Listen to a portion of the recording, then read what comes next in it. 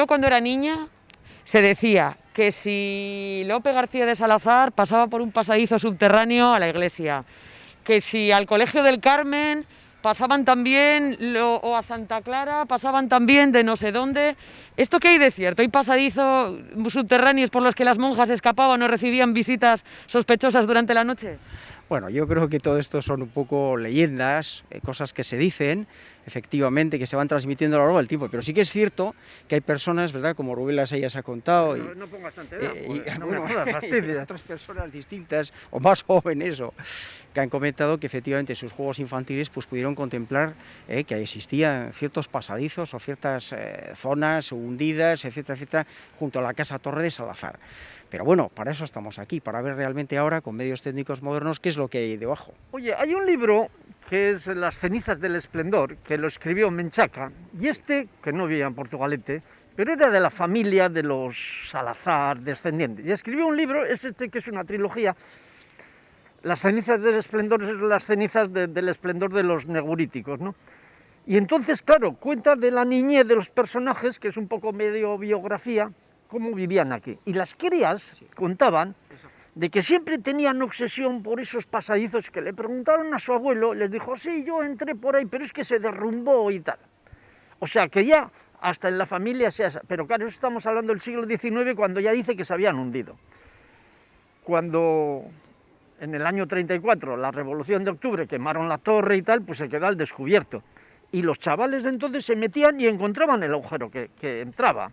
Yo me acuerdo ya en los años 50, que no es como dice, estos mayores, sí, mayores, pero no tanto. Ahí en eso, en la pared esa, había un agujero hacia abajo. Te metías y ya estaba medio tapado y tal, joder, qué miedo y tal, y algunos se metían y algo ha existido, Pero sería por el entorno de la torre, en el campo de la iglesia, no por la calle Santa María, sería por este entorno. No, la leyenda lo que dice es de que decían que de aquí, o lo que comentabas tú, que se pasaban a las arenas por debajo de la ría, que bajaban a esto, pues es posible que bajaran al Muelle Viejo, ¿no?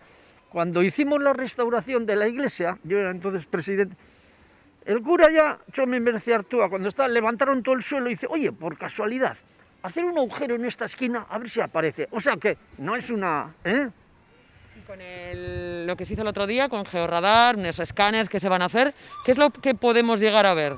Pues a mí me parece que lo más importante, por las declaraciones del testigo de José Luis Landaluce, que es el que tenía la tienda de cestería Tolrelsa, yo creo que es, sobre todo, bien, lo de los pasadizos es muy interesante, ¿no? Y el hecho de que los pasadizos pueden llegar hacia la zona del dique también, que haya una parte. Pero para mí lo más importante de todo es la posible existencia, que él da como segura, de 3 zonas de nichos o enterramientos. Él incluso habla de sarcófagos, habla de inscripciones en latín o en castellano antiguo o con caracteres góticos. A mí como cronista oficioso de la villa y como historiador de Portugalete, como archivero municipal, de verdad, lo que más me interesa no son tanto los pasadizos, que sí, es sobre todo las inhumaciones, porque claro, si son inhumaciones, serán de familias muy cimeras, muy irrelevantes portugalujas.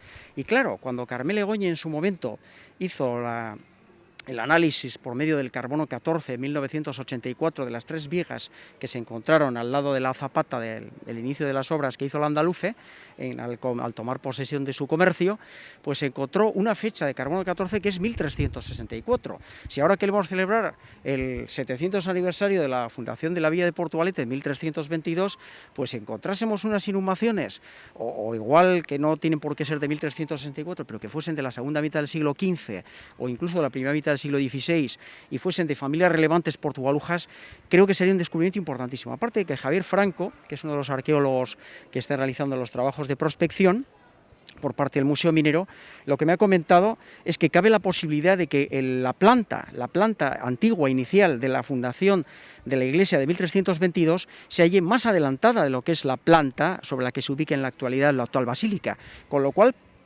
a mí se me está ocurriendo ahora mismo, él no dijo exactamente lo mismo, pero yo ahora se me está ocurriendo que puede haber una relación entre las inhumaciones y la antigua planta de la iglesia. ¿Por qué digo esto? Pues porque sencillamente, como bien sabemos, Rubén, en las iglesias, en el suelo de las iglesias hay inhumaciones. Detrás de esta iglesia, de la actual basílica, había en la zona de las canteras el cementerio primitivo, hasta que se llevó en 1809 por orden napoleónica, se mandaron trasladar los restos, se creó un cementerio allí y luego en 1879 se quedó el actual camposanto. Por tanto, el hecho de que existan unas inhumaciones, aparte de los pasadizos mismos, y que esas inhumaciones sean de familia importante y que tenga relación con la antigua planta de la antigua iglesia de Santa María, me parece quizás de todo esto, si es que realmente es así, y espero que sí, lo más importante. Me imagino que estaréis, tú como principal impulsor del mareómetro y él como archivero municipal, estaréis sobreexcitados con todo esto, ¿no? Bueno, ya te vas calmando, joder. Hay que tener en cuenta lo que dice Roberto. Esta torre no era la primitiva, esta torre estaba por aquí.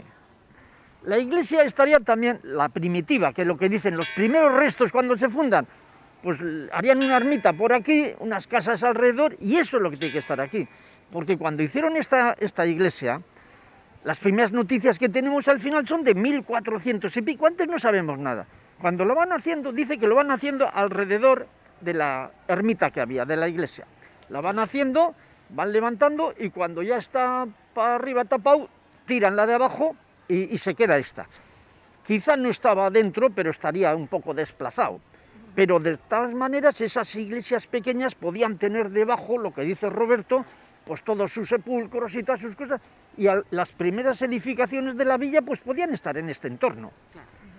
Sí, estamos hablando de la zona del casco viejo nodal o central de Portugalete, donde empezó Portugalete, o sea que estamos en la zona del comienzo, del inicio de la fundación de la villa de Portugalete en 1322. Entonces cabe la posibilidad, como bien dice Rubén, de que la iglesia anterior, que sabemos por la leyenda de cuando muere en 1476 Lope García de Salazar, escapa de la casa torre de Salazar, sí, que no es esta casa torre, que es otra casa torre, el anterior, porque llegó a haber 4 casas torres en esta zona distintas, aparte de las que estaban luego ya en las calles de Santa María, en fin, del medio, etcétera.